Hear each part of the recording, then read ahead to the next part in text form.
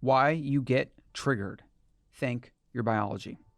Humans don't like to change their mind. There's a reason for this. I'm going to talk about some of the other reasons, some of the ancestral evolutionary reasons why humans succumb to the things they succumb to, which is more germane now than ever, but it's always going to be important. Knowing how your brain works, why you kind of go in certain directions naturally, and so that if you want to change where you're going, you know how to do that. You have to first understand why you tick. There's something known as consistency bias. There's a ton of these biases, right, that humans just naturally fall victim to, and they are all a byproduct of our evolution.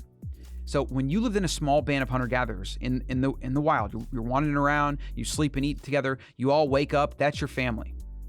If you weren't all on the same page, it was a threat to the group.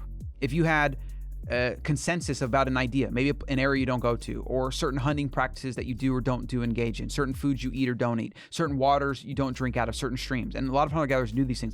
They discovered over generations of like, if you drink that stream, you're going to get sick. If you hunt in this area, you're probably going to get, there's snakes everywhere, or there's like, I don't know, insert danger. These narratives kept our ancestors safe. For our ancestors to be able to utilize these narratives and these ideas to stay safe and to procreate and to propel the species, they had to form very strong belief systems. This is why it is so hard for us to change our minds. This is why tribalism, dogma, us versus them, these things are built into our species.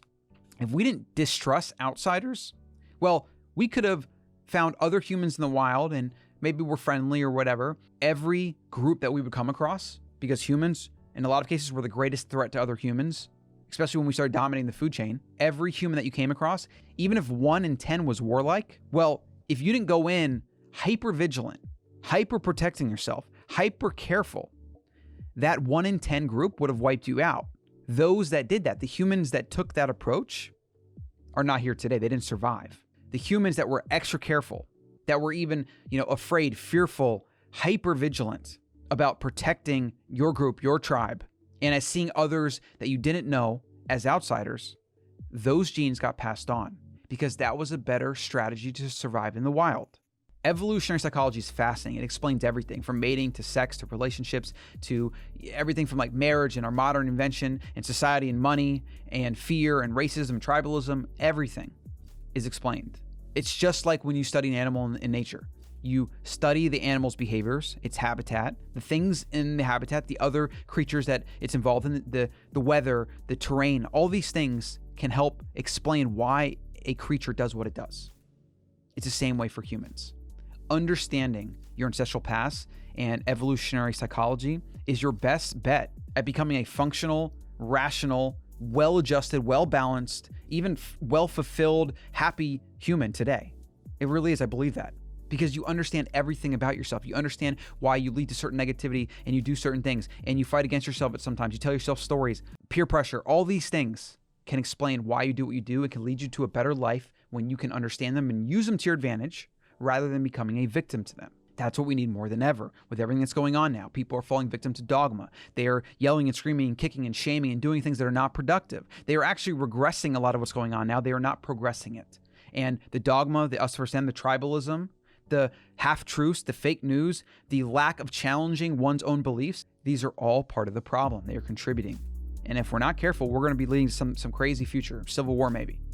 I won't get into that today, but you can follow me on Instagram if you want to learn more about that. Colin Stuckert. The Shut Up No One Cares podcast is a new show. You'll find links below. I'm doing a lot more content related to mindset and development and growth and not falling a victim to dogma, etc. A lot of germane topics. So if you're interested in that, go check those out. Links below.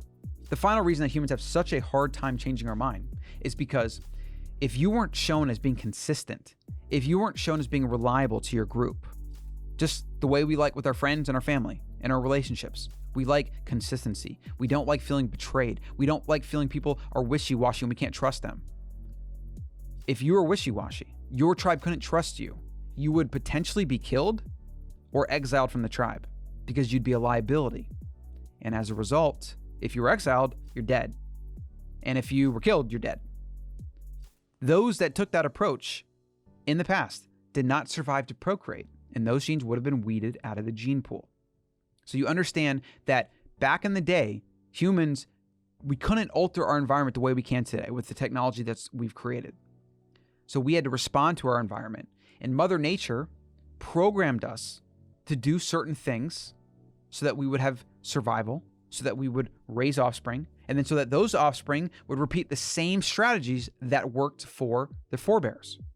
And since technology has come around in this modern environment, things have changed so fast that Mother Nature hasn't had a chance to kind of program us in the right way. You can actually see evolution happening today. This is not a very PC topic, but it's a reality. You have modern everything: food, systems, computers, screens, environments, supplements, drugs. You have all this modern technology and these modern inventions. And you have some people that are doing well. They're healthy, they're fit, they're optimal, they're making more resources, they have access to mates, they can procreate, etc. And then you have people that are overweight, that are sick, that are dying young, early deaths, that are raising children that grow up to be obese because it's inherited and they're fed fake foods and they don't get outside, they don't exercise, they sit in front of a screen. What we're seeing also is a polarization. We're seeing a bigger divide. So like the people, like maybe you, that are watching this video are probably going to be the health conscious. You're going to spend more time investing in your health. You're going to use tools around you, YouTube videos, podcasts, tracking apps, gadgets, good nutrition, all these things. You'll perform better. You'll make more money. You'll keep investing in your health, and you'll basically move closer to the healthy end of the spectrum as much as possible. And then you'll pass that on to your children, and they'll do the same thing over and over and over again, successive generations in the future. On the flip side though, those that don't have their habits in check, that are addicted to cheap processed food, that are basically corporate slaves to the food system and pharmaceutical and all these different things, are going to become sicker and sicker, live shorter lives, and then pass those bad habits and those bad genes, even those maladaptive genes, down to the next generation. And that's just going to amplify from generation to generation. You have a divide. If you went back 50 years and you looked at humans, almost everybody was thin. We're talking like less than 5% obesity rate. It's now reached over 50%. In the next 20 years, it could potentially reach like 60 to 80%, where you have a small group of humans that are healthy, and then you have the masses that are not. And that's a lot of why I do what I do, is try to prevent that. It's one thing for adults that can do certain things and they just don't care. I don't really have time for them. But what irks me the most is the children that are growing up with these bad ideas, with these bad habits, with this bad food, and nobody's fighting for them. So that's why I do what I do. All of us can be a bastion of change, of leadership, and we need to do that. We need to lead others by example. And then when they come around and they're finally ready, that's when we help them. So there's a reason you get triggered. It's your biology. And when you do get triggered, it should be a sign that you should question why you're getting triggered, what you can do to improve, and whether you're focused on objective reality and facts or just emotion. And that's going to make you better in literally every single way. And what we need to prevent is the polarization of our species. We need this in the political spectrum. We need this in the health spectrum. We need it everywhere. We need to make an equitable, fair, just place for humanity, for our fellow brothers and sisters, for our fellow humans. And unfortunately, the systems that are around us, the technology, the corporations, the interests, it's fighting us. It's making things worse. We legit need a health revolution. The recent shows us that. But now with this new movement, we also need a revolution of thought, and we need to kill dogma, and we need to stand up for truth and for data and for facts, and not just for emotion. Emotion will further polarize our species and lead us to destruction.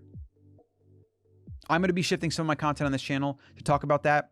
If that's not really your interest, that's fine. I will still be putting out carnivore videos and trying to help every way I can with that. And I'll be moving maybe a little bit more to a flexible carnivore approach and or a kind of animal-based approach. I don't really know what it's going to look like, but I believe that a primarily animal-based approach is the best diet for humans, but that there is a lot of variability and flexibility within that to have certain things from the plant kingdom, and how that's a better strategy for reaching more people rather than just saying everybody should eat only meat, because I don't think that message is going to ever go that far. I think we need to have a nuanced approach, as it goes with everything, to have better results. So I hope you got some video out of this.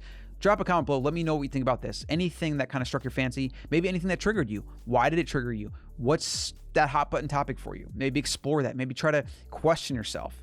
Let's help each other rather than attack each other.